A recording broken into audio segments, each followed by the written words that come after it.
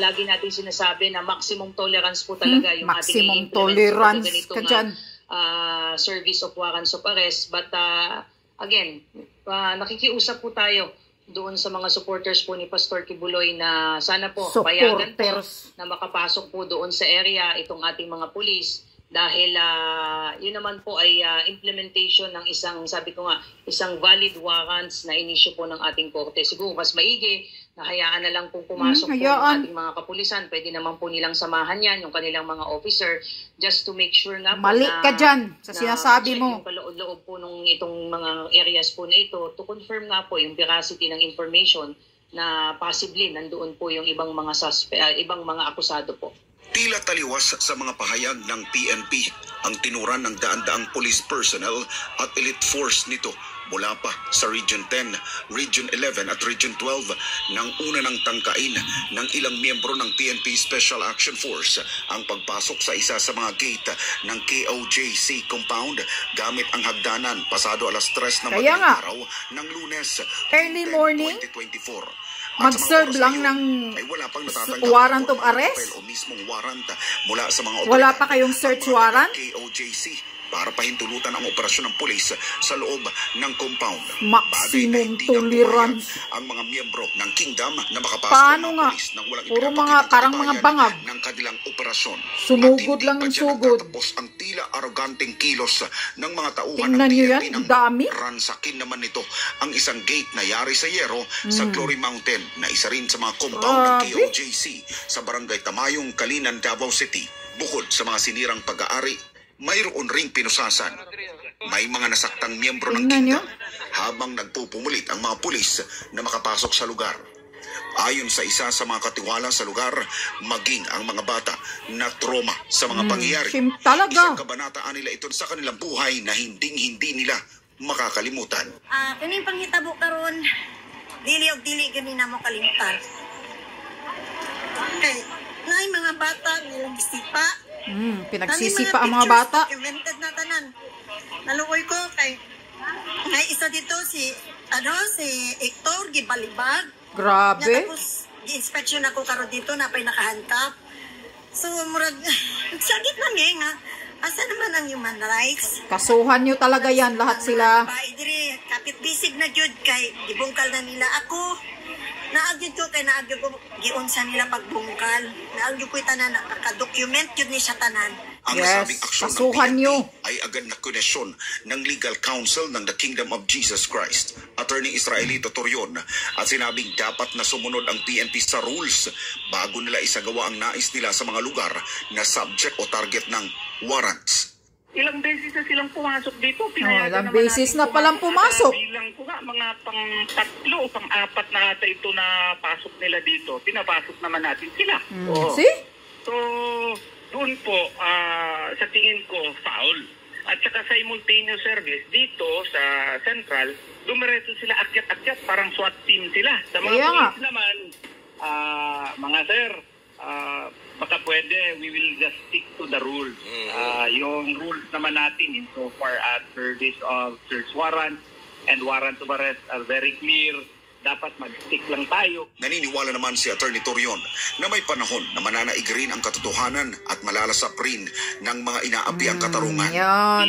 Sa lahat ng panahon na kinakakasuhan. Dapat isipin natin na ipairal natin ang ating batas. Samantala, aminado naman ang PNP na maaari namang isilbi ang isang warrant of arrest o search warrant sa isang individual sa mahinahon at maayos na paraan.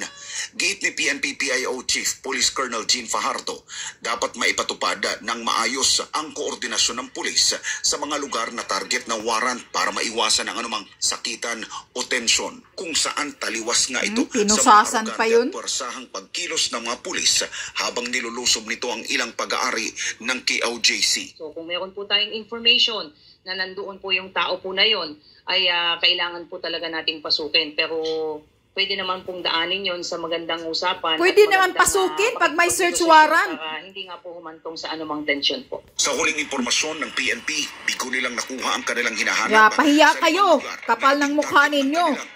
Wala si ano dyan. Para sa Diyos at sa Pilipinas kung mahal. Wala si ano dyan. Di ba kayo nahihiya?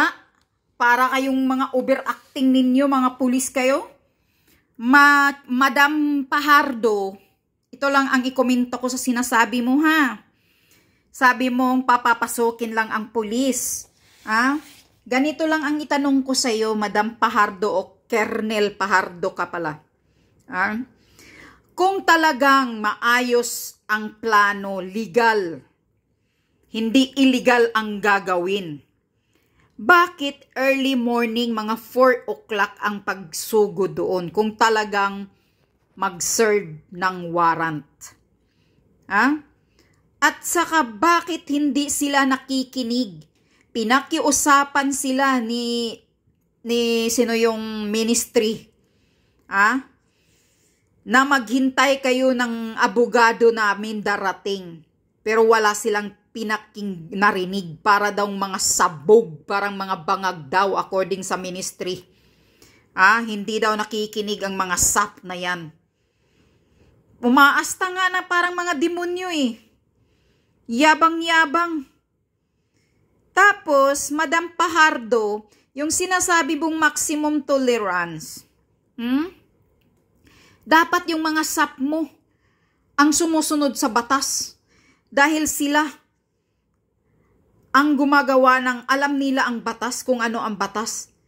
Dapat sila, kung mag-serve sila ng warrant of arrest or kung ano man yung bit-bit nila, dapat may search warrant, hindi warrant of arrest lang. Kung gusto nilang pumasok, dapat may bit-bit silang search warrant na galing sa korte para papasokin sila. Wala silang search warrant, Madam Pahardo. Warrant of arrest lang ang bit-bit nila, magkaiba yun. Alam mo ba ang meaning ng warrant of arrest o search warrant? Tapos nang pinakiusapan sila na hintayin yung lawyer ng Kingdom of Jesus Christ, hindi sila nakikinig. Basta lang gusto ng lumusob. Bakit ganun? Bakit na sobrang mga wild? Mga wild nga ang tawag dito sa mga sap na to. Yan ba? Ang sasabihin mong papapasukin na lang? Papapasukin kayo kung sinusunod ninyo ang batas. May bit-bit kayong search warrant. Yan ang tandaan mo. Pulis kayo.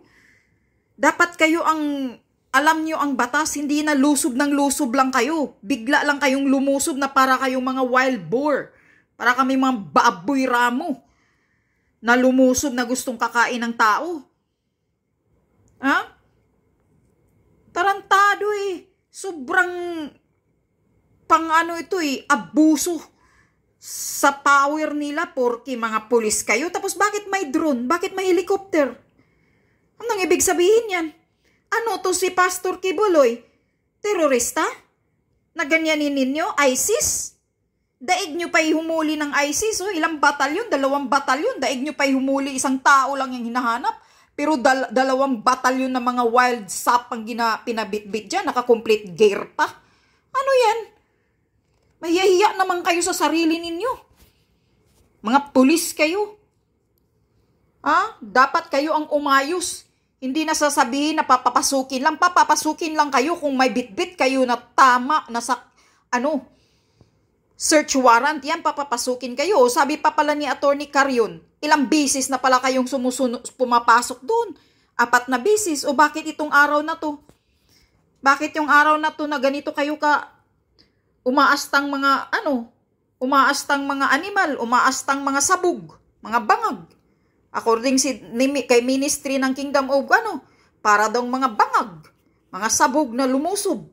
Ayaw makinig sa sinasabi na hintayin ang mga lawyer. Tapos ngayon sasabihin mo maximum tolerance, ano ka? Sumusunod ba sila ng maximum tolerance? Binabalibag yung mga tapos may inaapakan pang babae na payat daw na natumba, inapakan yung mukha ng butas. Kaya iiyak kayo. Dapat talagang bigyan kayo ng leksyon. Dapat talagang kasuhan kayo. Dahil ito pinapakita nyo lang na wala kayong respeto sa batas. Mga pulis kayo pero wala kayo ang lumabag sa batas. Inaapakan ninyo ang dignidad ninyo. Inaapakan ninyo ang batas. Hindi nyo nire-respeto ang isang religious compound para kayong mga hari. Basta inutosan lang kayo kahit alam ninyo na mali. Sunod-sunuran kayo. Kung pakakainin kayo ng tae, kung sino mang demonyong nag-utos sa inyo, pakakainin kayo, papahalikin kayo sa tumbong ng nag-utos sa inyo, hahalik pala kayo. Ganyan kayo ka tarantado. Kasi sabi ninyo, inuutosan lang kayo. Kahit labag sa batas, susunod kayo. Kaya dapat talaga bigyan kayo ng leksyon. Kasuhan kayong lahat. Tingnan natin kung makakain pa ba ang pamilya ninyo. Kung matanggal kayo sa serbisyo ninyo, sa trabaho ninyo. Yan ang dapat sa inyo. Sobrang pagpapasikat ninyo, ang yabang-yabang ninyo, naka-complete gear, nakakahiya kayo tingnan, hindi kayo nahiya na pinapapasok na kayo, dahil sabi ni PRRD, papapasukin na lang kayo, negative, right? Nandoon ba si Pastor Kibuloy? Sino ba ang baliw?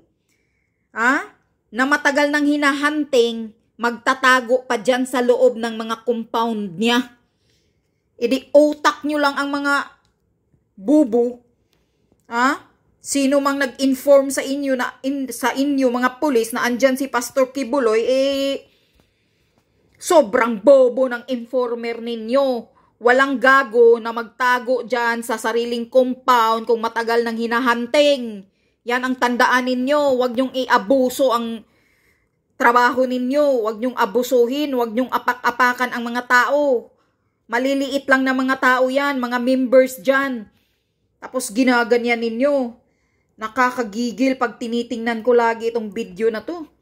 Para talagang wala na silang pakialam kung anong mangyayari sa mga kabataan dyan. Sobrang truma-truma yung mga kabataan dyan. Mga teenager yun. May bata pa nga akong nakita na nakahawak siya sa isang babae kasi tumutulong siya na humaharang.